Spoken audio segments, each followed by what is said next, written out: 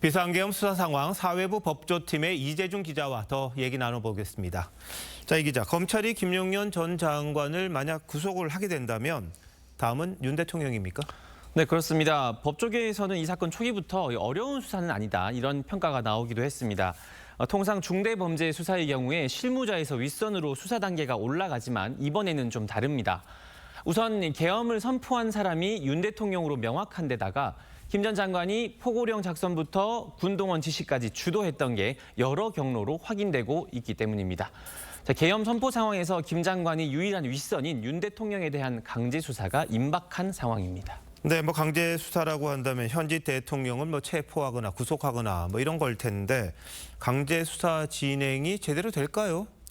네, 혐의가 내란죄이기 때문에 이론적으로는 압수수색, 체포, 기소 모두 가능은 합니다. 다만 이 검찰청사나 수사기관 청사에 출석을 하는 것은 약간은 다른 문제입니다.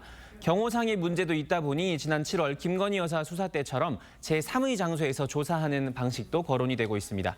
압수수색의 경우 대통령실이 현재 사실상 마비 상태이기 때문에 비교적 손쉽게 이뤄질 거란 관측도 있기는 한데 국가 최고 기밀이 모인 곳이다 보니 강화된 방식의 이미 제출 형식을 띨 가능성도 제기가 되고 있습니다. 박 전 대통령 당시에도 아마 이게 이미 제출이 됐던 걸로 기억이 납니다. 근데 수사 주도권 다툼 속에서 지금까지는 검찰이 가장 빠른 것 같아요. 김용현 전 장관의 인신을 지금 확보를 하고 있으니까요. 근데 여기에 대해서 야당, 법원 문제 제기가 있다는데 왜 그런 겁니까? 네, 수사기관들이 영장을 중복해서 신청한다는 이유로 법원이 영장을 기각할 정도로 좀 복잡하고 답답한 상황입니다.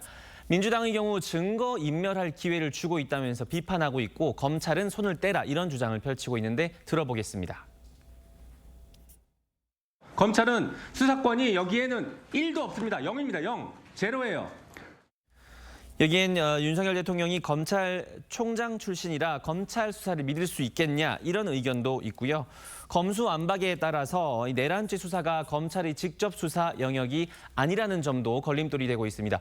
법원 행정처가 이례적으로 이 사안에 대해서 문제를 직접 거론할 정도였는데 이 이야기도 한번 들어보겠습니다.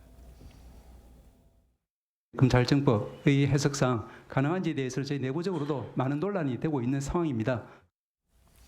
검찰, 경찰 그리고 공수처가 합동 수사를 할 수도 있을 것이고 또 그런 시도가 진행은 되고 있지만 현재까지는 조율이 쉽지는 않은 상황입니다. 네, 근데 국회가 상설특검법을 통과시켰잖아요. 이 수사기관들끼리 경쟁해봐야 이제 소용없는 것 아닙니까? 네, 일단 상설특검이 출범하기만 하면 모든 수사기관은 수사를 중단하고 자료를 특검에 넘겨야 합니다. 만약에 모든 절차가 빠르게 진행이 된다면 다음 달에 특검이 출범할 수도 있습니다. 과거 국정농단 특검을 살펴보면 국회에서 특검법 통과 후 34일 만에 특검 수사가 시작이 됐었습니다. 경찰, 검찰, 공수처에게 남은 시간이 한 달 정도 남짓일 수 있습니다.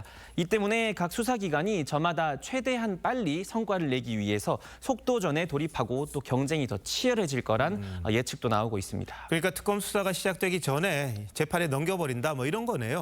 네, 이 사건 관계자나 또 일부 사건의 줄기는 특검보다 앞서서 수사기관이 먼저 넘길 수가 있습니다. 네. 하지만 이런 경우에는 나중에 재판에 가서 큰 문제가 될 소지가 남아 있습니다. 특검은 검찰이 기소를 한 것과 다른 혐의, 다른 범죄로만 기소를 할 수 있습니다. 왜냐하면 우리 법에는 이중 기소의 경우 뒤에 기소된 사건은 공소가 기각되게 돼 있기 때문입니다.